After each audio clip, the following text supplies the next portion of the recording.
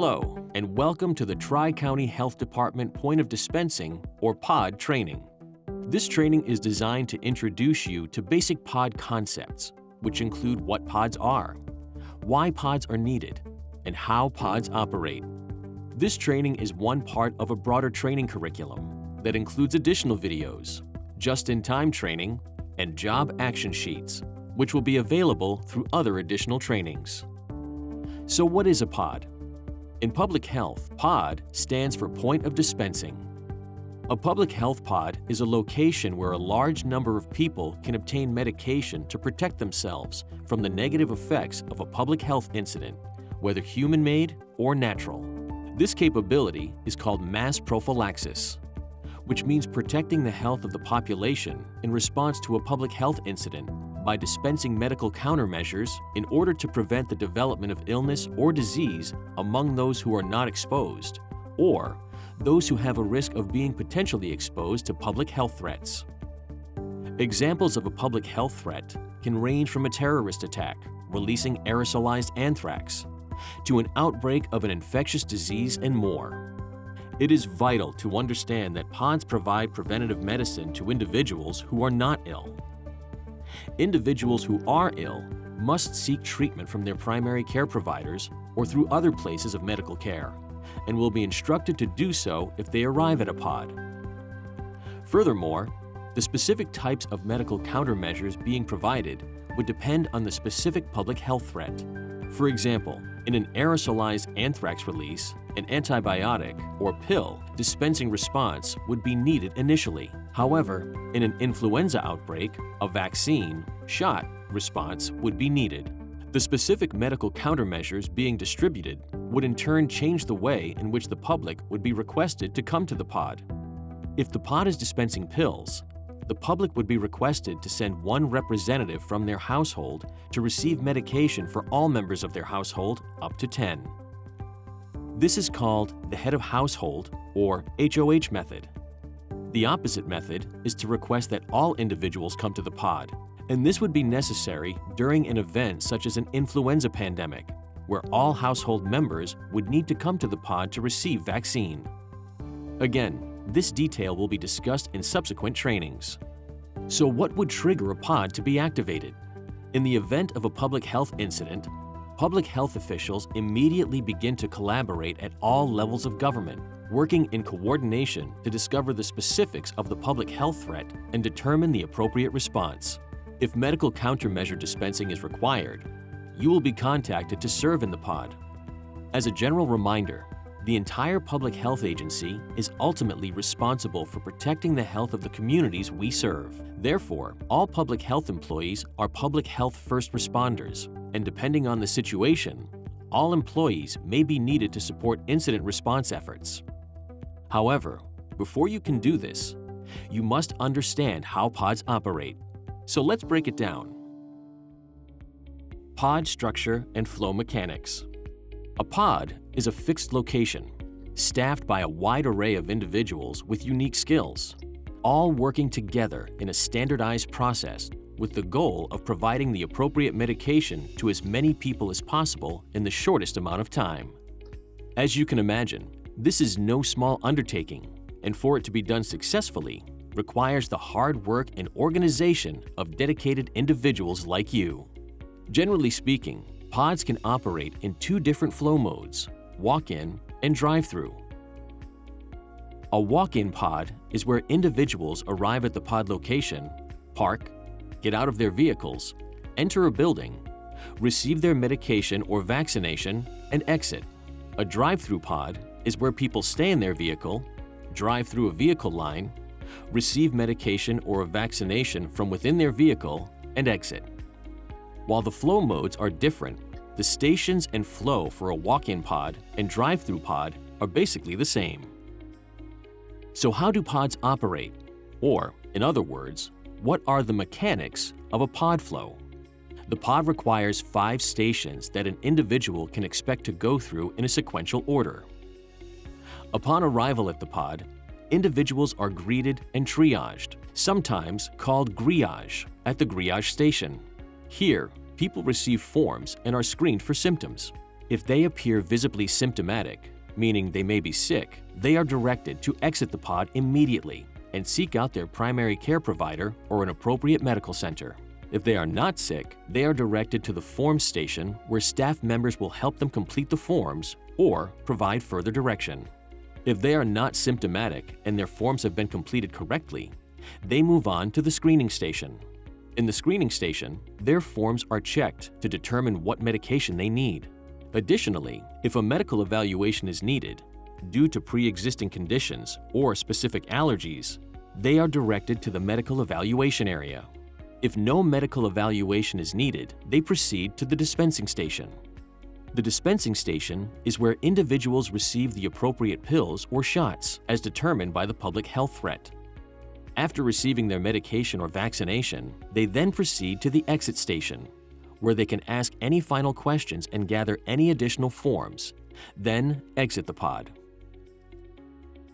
All pods within the Tri-County Health Department jurisdiction follow this design. However, in a real-world public health incident, each of the 5 stations may be set up slightly different and with different staffing levels depending on the size and scope of the incident. During an actual response, specific setup and staffing information will be provided, in addition to guidance by the pod manager on scene. Staff organization, operations, and activation. Speaking of the pod manager, this is a great time to discuss how the pod staff is organized. All pods are organized by placing staff into a structured hierarchy based upon the Incident Command System, or ICS.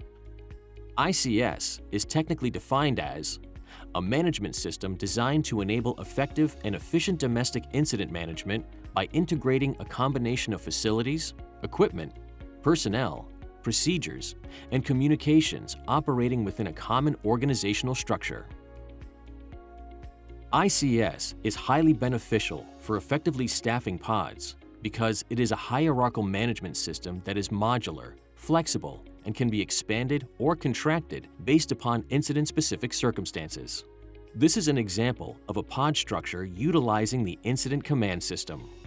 This capability allows us to add or take away positions depending on the operational needs of the incident. For example, in a pod where we dispense pills, the vaccination position would not be activated and would not be in this structure. Furthermore, ICS provides a clear chain of command which outlines where staff are placed and provides clear reporting structures for the pod staff to follow. ICS is a national system that emergency responders from federal, state, local, territorial, and tribal organizations follow, thus making it easier to integrate with our partner agencies. You should recognize these concepts, as all Tri-County Health Department staff are required to take ICS 100 to provide a basic understanding of this organizational structure. So now that we know how pods are organized, let's discuss the specific positions within that organizational structure. At Tri-County Health Department, we organize pod staff into 3 overarching categories: core management staff, team lead staff, and frontline staff. A pod can have up to 24 different positions, and up to approximately 100 staff or more may be activated per pod depending on the circumstances. The core management staff positions include pod manager, intake task force leader, clinical task force leader, logistics task force leader. The team lead staff positions include triage team leader and forms team leader, screening team leader and dispensing vaccination team leader, logistics team leader, line monitoring team leader, exit team leader, security team leader, traffic team leader, medical standby team leader, and the behavioral health and interpreters team leader. The frontline staff positions include triage team members and forms team members, screening team members and dispensing vaccination team members, logistics team members, line monitoring team members, exit team members, security team members, traffic team members, medical standby team members, and the behavioral health and interpreters team members. The pod manager directs all aspects of the pod operations, including oversight of each task force and station by supervising the intake task force leader, the clinical task force leader, and the logistics task force leader. The pod manager also ensures adequate levels of supplies and personnel for each pod site by overseeing and collaborating with the logistics task force. Finally, the pod manager is directly responsible for all activities within the pod itself and is the only individual who has the authority to change the pod design flowchart in order to maximize throughput. The intake task force leader supervises, coordinates, and ensures the functionality of the greeting and triage, or griage, and forms teams. The characteristics of griage and forms can be described as: griage greets all incoming individuals and assesses their needs by performing a quick triage and sorting those who are symptomatic from those who are non-symptomatic. Forms helps to distribute the forms and answer any questions related to the forms. The clinical task force leader supervises, coordinates, and ensures the functionality of the screening team, vaccination dispensing team, and the medical evaluators. They are directly responsible for all clinical activities within the pod, and they are available for medical evaluation of people with possible contraindications, which means they may be allergic to the potential medication that we are giving them, or have another medical condition which warrants a medical evaluation. The characteristics of screening and dispensing can be described as: screening helps to ensure that forms have been completed correctly and that no contraindications are present that prevent an individual from being vaccinated or receiving the appropriate medication. Dispensing reviews screening forms to determine which medication or vaccine is appropriate, then dispenses the medication to the patient or administers the vaccine in a safe, timely, and effective manner. The logistics task force leader manages the logistics task force, which performs inventory management, maintains all equipment and supplies within the pod, manages meal and refreshment services for pod staff, conducts check-in, check-out, and demobilization. The logistics task force leader is also responsible for managing the line monitoring and exit teams. The characteristics of line monitoring, exit, and logistics can be described as: line monitoring ensures efficient patient flow throughout the pod and communicates any line flow problems to the appropriate supervisor for remediation. Exit collects any remaining patient information or documentation and distributes any final information to patients.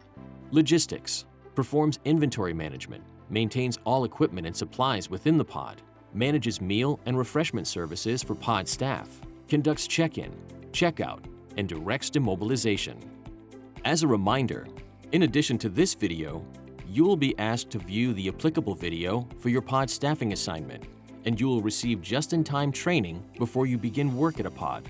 If asked to be a member of the core management staff or the team lead staff, you will be responsible for training and overseeing the functions of the frontline staff who report to you. Furthermore, you will use job action sheets to train those frontline staff members during just-in-time training at the actual pod site. Pod managers, task force leaders, and team leaders will be notified of the date, time, and location where they will receive their core management staff training prior to the pod opening, so they 1. Learn their roles and responsibilities, and 2. Can deliver further just-in-time training to the frontline staff who report to them. These trainings will be discussed in greater detail during the task force-specific videos. The tools and resources you need to perform your job will also be discussed in the task force-specific videos. As a member of the frontline staff, you will be the face of the pod and be serving the public directly. It's important to always act with professionalism and courtesy, but keep the mission of the pod in mind and ensure the flow of the public continues to progress, as time is critical to ensure as many individuals receive medical countermeasures in the shortest amount of time possible. In addition to this video, you will be asked to view the applicable video for your pod staffing assignment, and you will receive just-in-time training from your supervisor before you begin working at the pod location to which you are assigned. The security team, traffic team, medical standby team, and the behavioral health and interpreters team are the 4 other teams that provide auxiliary services to help support a pod. These 4 teams, under the direction of their team leaders, report directly to the pod manager.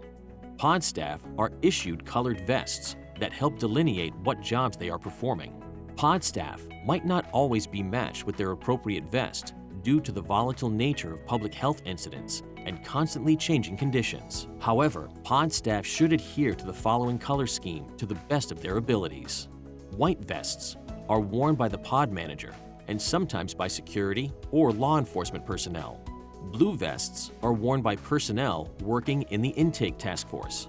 Red vests are worn by personnel working in the clinical task force and the medical standby. Yellow vests are worn by personnel working in the logistics task force. Orange vests are worn by personnel working in the traffic team. Purple vests are worn by behavioral health providers. Green vests are worn by interpreters. Now that you understand how pods are organized, you may be thinking, where do I fit in? Or, what position will I fill? How and when will I get the information I need to know to help? Well, due to the dynamic nature of this type of response, we can't always predetermine exact staffing prior to pod activations. However, the answers to those questions will come during the pod activation process from Tri-County Health Department. During this process, email, phone, and/or text notifications will be sent out, and if you reply that you can respond, you will be provided with more specific staffing assignments as deemed appropriate by Tri-County Health Department. The important thing is to follow directions precisely, show up with an open mind and heart, and be willing to fill any position as necessary, if you are in fact able to help. Also, be sure to bring proper identification depending on the specific instructions you receive, because you will not be allowed to help if you cannot provide verification as to who you are. Additionally, leave valuables at home such as jewelry, personal belongings, and large sums of money. Do not bring pets, weapons, drugs, or any illegal items with you to the pod. Additionally, childcare services cannot be provided, so please do not bring anyone under the age of 18. When you arrive at the pod, you will sign in, and you and your team will set up your work areas. Everyone is expected to assist with setting up the pod. Your team leader will have a diagram, map, or floor plan for the area you are assigned to work in. Additionally, you may be issued some equipment such as a radio, traffic control devices, vaccine handling equipment, etc. Pod staff safety. Now, let's briefly mention some items regarding safety, security, and situational awareness within the pod. No matter what job you fill, always perform it safely and report any conditions you feel are unsafe to your supervisor or any person in the core management staff, including the pod manager. Never do anything that could put your safety or the safety of others in jeopardy. If you become injured while performing your duties, immediately stop whatever you are doing and notify your supervisor. Moreover, if required or applicable, personal protective equipment, or PPE, such as gloves, masks, etc., will be provided to you by Tri-County Health Department before you begin working at no cost. Additionally, vaccinations or medications will be provided to you first when the response requires us to give vaccinations or medications to the public. Be sure to always follow instructions regarding your personal health and safety. All individuals who work in a pod must adhere to all applicable safety and health directives before, during, and after pod operations. Within a pod, designated areas will be reserved for pod staff to eat, rest, and take scheduled breaks. Liability coverage exists for individuals working in a pod during an exercise or real-world incident. For specific information, please reach out to Tri-County Health Department's Emergency Preparedness and Response, or EPR staff, with your questions. Generally speaking, individuals are covered if 1. The individual is performing the specific tasks they were assigned to do, 2. Completed the appropriate training or hold the appropriate credentials which authorize them to perform those tasks, and 3. Perform their tasks with no willful misconduct or intent to cause harm. In regard to security and situational awareness, remember that a public health incident can be a frightening situation to the general public due to the many unknown variables. Furthermore, the public may be nervous, experiencing anxiety, and may even become hostile. Always remain vigilant, and if you see anything or anyone that could cause harm, stop whatever you are doing and report it immediately to your supervisor and/or the authorities. A public pod will have on-scene security in the form of a pod security team, which may include law enforcement, school resource officers, or any combination of key trained security staff. However, remember that security is a team effort, and everyone has a responsibility to help ensure that pods are safe and secure places. Working in a pod can be a very stressful environment. Be sure to monitor yourself for the signs of stress. If you need to remove yourself from work, simply let your supervisor know and return when you are able. Additionally, look out for your coworkers, and if you notice they are becoming overstressed, let your supervisor know so they can offer relief. Common signs of stress can include, but are not necessarily limited to, irritability, fatigue, inability to concentrate, nervousness, anxiousness, lack of empathy, and hostility. Behavioral health staff will either be on-site or can be called in to support the response and you. Remember to report any problems immediately to your supervisor. Both pod staff and members of the public may vent anger during pod operations. Do not take this personally and separate the issues from the people. A pod can become highly chaotic, and calm dispositions are needed to mitigate potential issues. Remember to breathe and focus on the tasks at hand, taking them in small pieces instead of becoming overwhelmed by the entire situation. Know you are working within a supportive group of public health responders.